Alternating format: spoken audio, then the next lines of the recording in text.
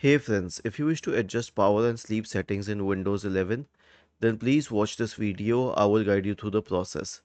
Right click on the Start button and select Settings from the menu. Go to the System tab on the list on the left hand side and select Power and Battery. Now, you can choose the power mode, which is one of the settings. I prefer to keep it at best performance because my system is always connected to the battery mode, but you can also keep it at balance for the on battery mode.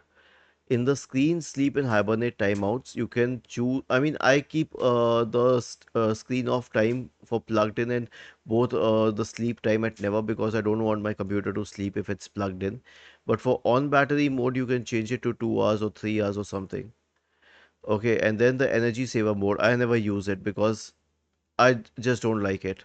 But you can choose if you want to, and then you can also choose the battery level for the energy saver mode. Okay, and then you can check the battery usage here. Was this helpful? If yes, then please subscribe to the channel. If not, then let us know in the comment section of the video on how we could help you further. Thank you for watching this video and have a nice day.